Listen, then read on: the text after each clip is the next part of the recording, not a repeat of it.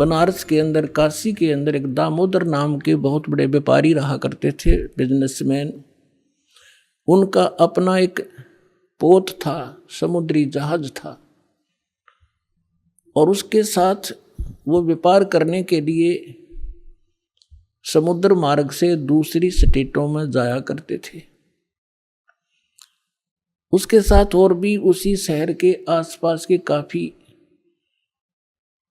अन्य बनिए लोग भी साथ जाते थे उसके जहाज में किराए पर, और अपना सौदा लाया करते थे। सेठ जी बाहर गए हुए थे और पीछे से उनकी धर्मपत्नी, जिसका नाम धर्मवती था, वो बहुत धार्मिक थी। सेठ दामोदर भी बहुत नेक आदमी थे, भक्ति बहुत विश्वास करते थे परमात्मा। और हमारे हिंदू समाज के अंदर राम और कृष्ण, गणेश और इन भगवानों से ऊपर कोई हमारा इष्ट नहीं था। और ये सभी क्रियाएं हम किया करते थे, जो वो कर रहे थे, जो हम करते हैं वैसे ही वो किया करते थे। उस समय परमात्मा ने के बहुत से शिष्य हो गए थे और बहुत दुख दूर हो गए थे। एक दिन ऐसे ही उस सेठ की पत्नी धर्मवती के पास एक बहन गई, उसके पास कि बहन हमारे घर पर सत्संग है, आप आ जाओ। तो उसने सोचा चल मेरी वो बहन ज़्यादा उसके निकट थी और पहले कई बार चर्चा कर रखी थी उसने परमात्मा की। तो कर्मवती ये कहा करती, कभी आसपास तेरे आपके गुरुजी आवे तो उसमें बताना, मैं दीक्षा अगर ज्ञान समझ में आ गया तो मैं दीक्षा लूंगी, वैसे नहीं लूंगी। तो उस बहन ने अपना सत्संग करवा लिया और उसको अपनी सहेली को आमंत्रित किया। अपनात्माओं परमात्मा का ज्ञान, ओए होए, और ज्ञान सब ज्ञानड़ी, कबीर ज्ञान सो ज्ञान, जैसे गोला तोब को करता चले मैदान।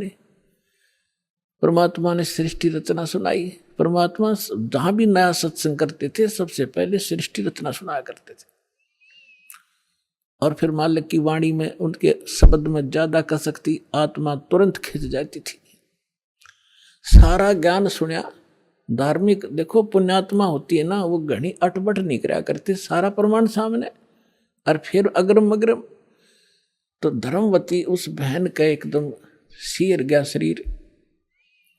जब सत्संग परमात्मा ने कर लिया 2 घंटे और बैठ गए, 10-20 भगत थे, अपनी अपनी कहन लागे। तब उसने परमात्मा ने कहा बेटा दीक्षा लेगी। वो कहने लगी महाराज मेरी आत्मा तो मानना है मैं दीक्षा लूँ आपकी, मुझे ज्ञान पूर्ण रूप से समझ में आ गया। कुछ तो उस बहन ने कई बार सुना रखा था और फिर परमात्मा ने फिर उसको सही सुचारू कर दिया। पर भगवान मेरा एक समस्या है मेरे सामने। तो परमेश्वर कबीर जी ने कहा बोल बेटा क्या शंका है वो बता मुझे। कि यूँ कहा करें, यूँ सुना है मैंने कि जोड़े में नाम लेना चाहिए। मेरा पति गया हुआ प्रदेश में धन कमाने के लिए, और वो आ लेगा तब नाम लूंगी, लेकिन मैं अब मुझे ऐसा लग रहा है कि मैं इस घर से बाहर कदम रखूंगी आपकी झोंपड़ी इस स्थान तक, कभी मेरी मृत्यु ना हो जाए। आज मुझे आपके सत्संग से एक एक पल भारी हो गया कि ये जीवन नाश हो रहा है मेरा, तो मैं नाम कैसे लूं। परमात्मा बोले बेटा ये भ्रम जो इन मूर्खों का पैदा किया हुआ है, तुम एक दिन जन्मे नहीं, एक दिन मृत्यु नहीं होगी। आपके पति आपसे बड़े हैं, वो पहले जन्म हुआ, आपका बाद में हुआ। और दूसरी बात यह है कि अध्यात्म मार्ग में फिर उसने कहा जी मैंने उनसे पूछा नहीं है, और आज तक मैंने कोई भी काम उनसे बगैर पूछे किया नहीं है, और कहीं वो मुझसे नाराज ना हो जाए, मैं पाप की भागड़ ना बन जाऊं। परमात्मा ने कहा बेटा आत्म कल्याण के मार्ग में किसी से पूछने की आवश्यकता नहीं, और सभी कामों में सलाह ले सकते हो, सभी बातों में। इसमें एक पल भी देर नहीं करनी चाहिए, कोई पाप नहीं लगे। अब वो चाहे नो ठीक, गुरु जी के मुख से जो शब्द सुन लियो फाइनल सच्ची है, मैं महाराज फिर दीक्षा दे दो। अब उसने नाम ले लिया। अब रोज ये मंत्र आप देख रहे हो, ये मंत्र दिया करते दाता सबसे पहले, केवल बीच बीच के 5। अब हम हिंदू इनके ऊपर आरूढ़ थे ही, लेकिन वो मंत्र गलत जाप करे थे। ये मूल मंत्र है इनके। जैसे आपको बहुत बार बताया है, जैसे एक भैंसा होता है या जो बैल होता है, खागड़ जिसने कहे, उसने वैसे कहे जाओ भैंसा भैंसा, कतई नहीं सुने। अरे एक बार न्यू कर दिया हुर्र, वो न्यू देखेगा और भाग उसकी तरफ दौड़ना हो जाएगा। तो उसका अट्रैक्शन है, विवश है उसके उस शब्द से, वो खिंच जाता है। तो ये वो मंत्र है। और परम संत से लिए बिना ये मंत्र सूखे जाप करने तो लाभ नहीं हो। एक नियम है, उस नियम के अनुसार ही आपने चलना पड़ेगा। तो ये मंत्र दिए उसने, मतलब गदगद होगी, अक्सर भगवान ही न था। यही तो हम देवता पूजा करते थे। परमात्मा ने कहा बेटी यह पूजा नहीं है, ये यहाँ के संरक्षक हैं और मूल पूजा तो सतगुरु की है। अब परमात्मा ने उस समय ये तत् और सत और सार, ये सार नाम ये छुपा कर रखना था। ये प्रथम मंत्र इसलिए दिया था कि इनके संसारिक काम सुलझे रहेंगे, इनको सुख होता रहेगा, इनकी भगवान में आस्था बनी रहेगी और इस मंत्र से इनका जन्म मनुष्य का होता रहेगा। इन आपको यहाँ तक लाना था, इस बिचली पीढ़ी तक। धर्मदास मेरी लाख दुहाई, ये मूल ज्ञान और मूल मंत्र की बाहर ना जाए। मूल मंत्र मूल ज्ञान बाहर जो पढ़ी, बिचली पीढ़ी हंस नितर ही। मूल ज्ञान तब तक छुपाई जब तक द्वादश पंथ ना मिट जाए। जब तक ये कलयुग 5505 वाला समय नहीं आना था, तब तक इसको गुप्त रखना था। सभी महापुरुषों से परमात्मा ने प्रतिज्ञा दिला दी थी। तो इस मंत्र को पागवा तो गदगद होगी, खूब डट कर भजन करे, आत्मा बिल्कुल खुश होगी। जो भूत प्रेत की बाधाएं थी थोड़ी बहुत सबके घर में बढ़ रहेंगे, वो भाग भूगे, उड़गी सी काया होगी। अब क्या हुआ, सेठ जी आए 1 महीने के बाद में। अब वो बुद्धिमान बहुत थी, उसने सोचा कि मेरे पति को यदि कोई थर्ड पर्सन न्यू बतावेगा कि तेरी पत्नी सत्संग में जाती है और रात को जाती है, क्योंकि परमात्मा अधिकतर रात को सत्संग करते थे, क्योंकि दिन में तो किसी को फुर्सत नहीं छोड़ रखी काल ने धंधे में। तो उसने सोचा कि ये कहीं इसके मन में मेरे प्रति कोई दोष ना आ जा और हमारा घर नरक बन जावे। अब क्या हुआ, जिस दिन वो सेठ वापस आया उसी दिन सत्संग था भगवान का और किसी के आसपास ही। तो उसने सोचा कि अपने पति को मैं पहले बता दूं सारी कहानी, और ये ऐसा व्यक्ति है अगर मेरी बात को यो मान लेगा तो फिर ये किसी की नहीं सुनेगा। तो जब वो खाना खाने लगा, खाना खिलाते समय उसकी पत्नी ने कहा जी मेरे से गलती बन गई और मुझे क्षमा करोगे, माफ करना। वो कहने लगा कि मैं अपनी पत्नी पर विश्वास करता हूँ, मेरी पत्नी ऐसी गलती नहीं कर सकती जो अक्षम्य ना हो। फिर भी बता अक जी सचमुच माफ कर दोगे, गुस्सा तो नहीं होगे? अक ना तू बता। मैंने जी आपके पूछे बिना मैं ऐसे मेरी पड़ोसन नाम ले रखा है और उसके साथ में सत्संग में चली गई और परमात्मा की वाणी सुनी मैंने, मेरा दिल कर गया नाम लेने, और मैंने आपसे पूछे बिना दीक्षा ले ली। तो वो बोला बड़ी अच्छी बात, इसमें क्या पूछना था, या कोई बुरा काम किया तने? भगवान की भक्ति की, बहुत अच्छी बात है। उसका उल्गा सा हृदय हो गया, अके भगवान बड़ी दया करी दाता, ये तो बिल्कुल सरल देसी बन गया। फिर उसने एक और पॉइंट सोचा कि एक बार इसको वो सत्संग स्थल दिखा दूं जहां हम जाते और आते हैं, ताकि लोग इसको भ्रमित ना कर दें तेरी पत्नी रात में भी जाती है, तो यो आदमी का जल्दी सी सेट नहीं होया करे।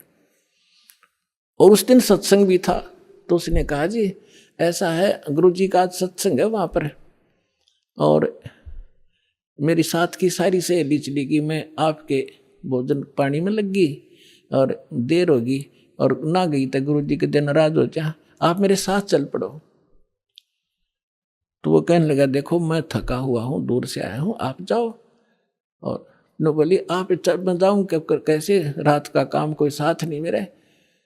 तो कहने लगा मैं चल पड़ूंगा और जाते मुझे नींद आवेगी, बताओ मैं क्या सत्संग सुनूंगा। उसने पता था कि एक बार यूँ चल पड़ा और सत्संग सुन लिया तो आली नींद इसने।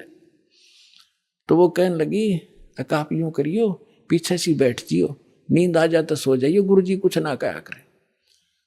तो उसने सोचा चल फिर तो कोई बात नहीं। वो दोनों पति पत्नी आ गए। अब बैठ गई पाछे ने, वो बैठ गया पीछे ने, भगतनी बैठ गई भगतमतियों में। परमात्मा ने वह सृष्टि रचना फिर सुनाई। वो तो जाने थे चोट ने सामने मारना। अब लाला जी ने किसी नींद आवे थी, उसका कलेजा फट गया, थर थर कांपे गात सारा। और नौके सोके सुने ज्ञान कड़ी कसूती तरह। अब सारा ज्ञान सुन लिया। जब अपनी उसकी पत्नी आई, जी नींद तो नहीं आई? अगर नींद करे मेरे तो बेचैनी होगी, काहे की नींद आवे थी? एक न्यू पूछ ले गुरु जी ते, मुझे नाम दे देंगे?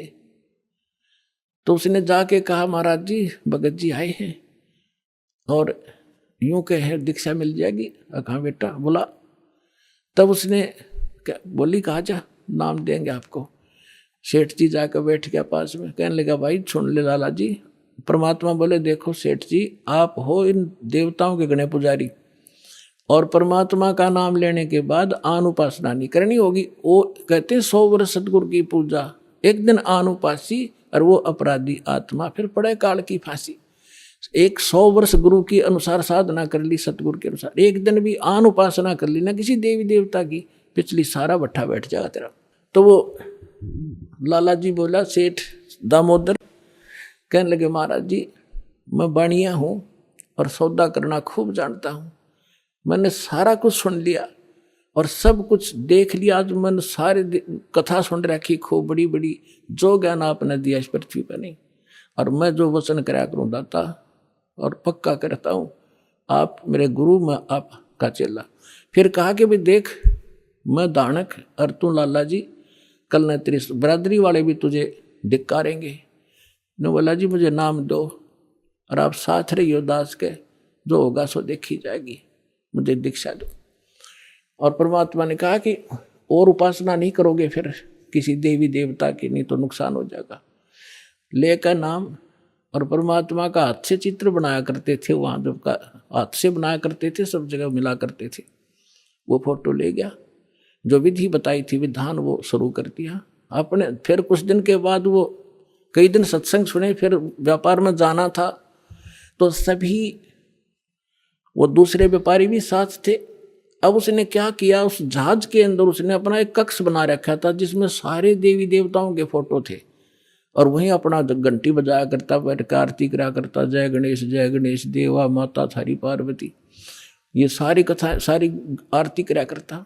अब उसने क्या किया, जाके पहले सारी मूर्ति उठाई और समुद्र में जहाज उठाए, समुद्र में जल प्रवाह कर दी, और एक फोटो परमात्मा कबीर जी का लगा लिया। अब दूसरे जो थे वो लाला जी, उन्हें देखा रहे दामोदर ये देवी देवताओं के फोटो कहाँ गए? तो उसने बताया भाई मैंने दीक्षा ले ली गुरु जी से, और गुरु जी का जो सतगुरु की पूजा करते हैं ना, वो देवी देवताओं की पूजा नहीं करनी होती, इसलिए मैंने वो आदर के साथ जल प्रवाह कर दिया। तो वो सारे कहने लगे रहे तू भट्ठा बैठावेगा, तेरा नाश हो जाएगा, तने कहाँ एक क्या क्या है ये कबीर, ये धानक एक दुल्हा, इसकी कड़ फंटी में आ गया तू, कहाँ बातों में आ गया, तेने देवता छोड़ दिए, रामकृष्ण जैसे बलवान भगवान छोड़ दिए, देखना तेरा क्या होगा। वो बोले भाई कुछ भी हो मेरे साथ, आप अपनी क्रिया करो, मैं आपको ना कहता, आप मेरे पीछे क्यों पड़ गए, मैं अपनी करूँगा, आप अपनी करो।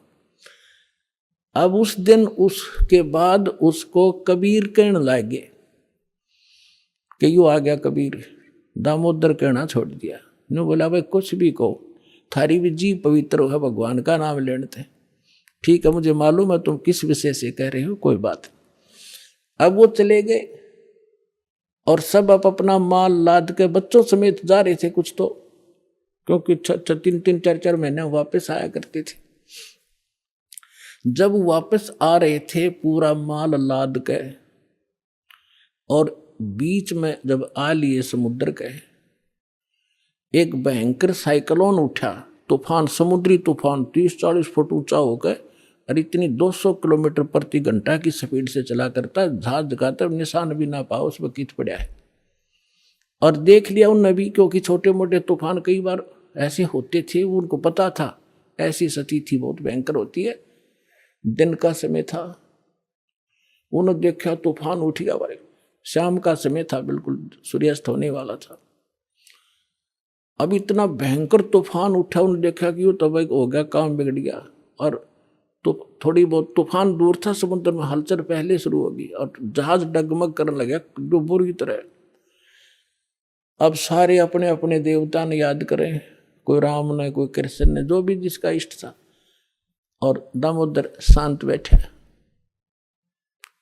अब सब घबरा रहे थे, घिघी बंदगी, बच्चे मरे, सारी संपत्ति का नाश हुआ था। तो वो कहने लगे, दामोदर आप क्यों नहीं अर्ज करते अपने गुरुजी से कि मैं क्या करूंगा, मेरा गुरुजी तो गरीब सा व्यक्ति है, मेरे भगवान, और आपके इस ताकतवर भगवान जी ने पहाड़ तक ठा लिए, आप बच्चों के उड़ा मैं बच जाऊंगा, आप कर लो अपनी अर्ज। जब उन्होंने देखा कोई जतन काम नहीं कर रहा, उनमें एक वृद्ध लाला जी था। नो क्या कर भाई, क्या अगर सतगुरु का भगत तगड़ा हो से आप एक वे अर्ज कर दो। ने बोला तुम बैठ जाओ, कदे बीच में फिर नो को महाराणे ने सुन ली थी, अग बैठा को नहीं जाता, तो कर लिया रजम बंद हो जाते। तब परमात्मा खड़ा होकर दामोदर ने कहा था, परमात्मा आपका ज्ञान समझ में आ गया और मैंने आपकी महिमा इनका घड़ी गा रखी है, और दाता मुझ नीच के, ठीक है आप तो समर्थ हो, सक्षम हो, कुछ भी कर सकते हो, अगर आज कोई उकचुक होगी मुझ नीच के कारण होगी, मेरे में कोई त्रुटि होगी, मैं आपकी मर्यादा ठीक नहीं कर पाऊंगा, हे परमात्मा आपकी बेइज्जती का कारण ये दास बनेगा। न्यू कहकर बेहोश हो गया हृदय से पुकार के। इस बात ने सोच कर मैं तो बहुत क्या करता, परमात्मा न्यू कर दिया, उसका न्यू कर दिया, उसके ऐसे कर दिया। इतने समय में अंधेरा हो गया, रात के 8-9 बज गए, और तूफान ऐसे चांदनी रात्रि थी, ऐसे बैठ गया जैसे छाड़ा सा वहीं का वहीं, नो का नो धरती।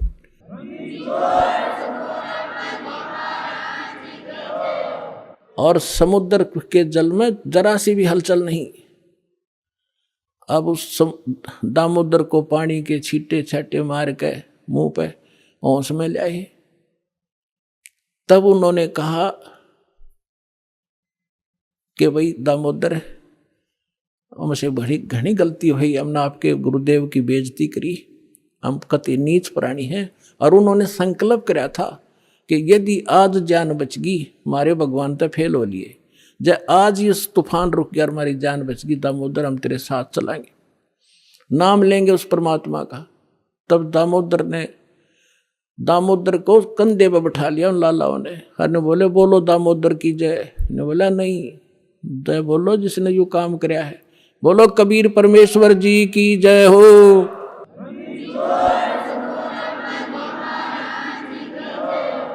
अब उधर से परमात्मा उसी दिन रात्रि में सत्संग कर रहे थे 7-8 बजे सी, और सर्दियों का मौसम था। अब कुछ भक्त सामने आसपास बैठे थे। एकदम परमात्मा ने क्या किया, ऐसे मुंह पर करनो हाथ फेर कर ऐसे झटका दिया, आसपास के बैठे भक्तां के छींटे लगे। उन्होंने सोचा भाई पसीने कैसे आ गए सर्दी में, गुरुजी आपका पसीने आ गए? तो पर वो बोले ना भाई पसीने को नहीं आए। और क्या था, ये पानी कहाँ से आ गया? कि मेरे भगत का जहाज डूबा था, दामोदर सेठ नहीं था, अभी नाम लेके गया था, हाँ जी, उसका जहाज डूबा था भाई, अब वो उसने बचा कर आया हूं। अब वो भगत सोच रहे थे अब भाई, अब क्योंकि हम भक्ति अवश्य करते हैं लेकिन विश्वास दृढ़ नहीं होता।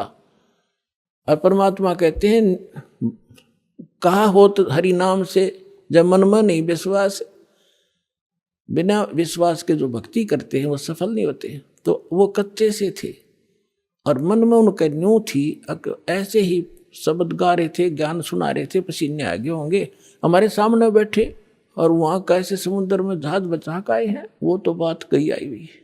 अब वहां से जब वो चलकर आए सेठ, 1-2 दिन और लग गया उन्होंने। उस दिन फिर सत्संग हो रहा था। वो पहले अपने घर गया, घर जाकर पता चला कि मेरी धर्मपत्नी भी उड़े जा रही सत्संग में गई हुई है।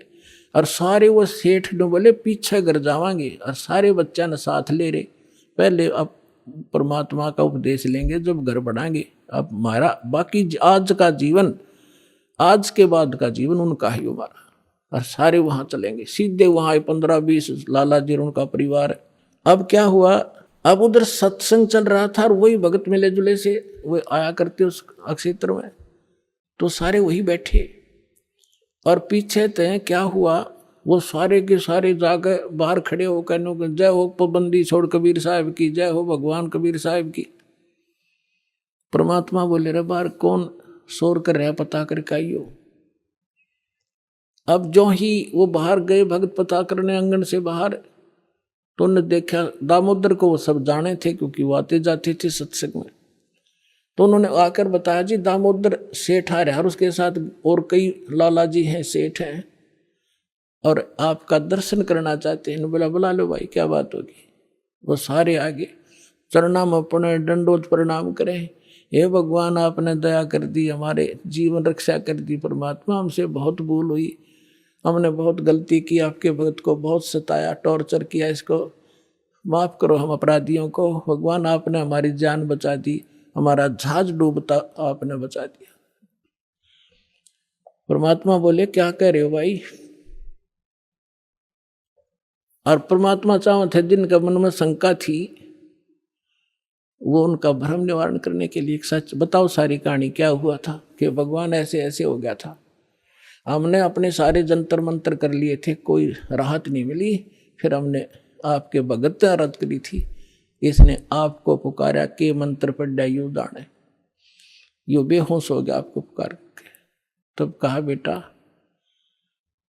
मैं ही वहां पहुंचा था और आपकी रक्षा करी थी, और आपका अब सौभाग्य है कि आपको इस संकट आपके लिए वरदान से दोगा कि आपके समझ में आ गई और आप यहाँ आगे दीक्षा लो और अपना कल्याण कराओ। सभी ने नाम लिया, उनका कल्याण हुआ। बोलो सतगुरुदेव।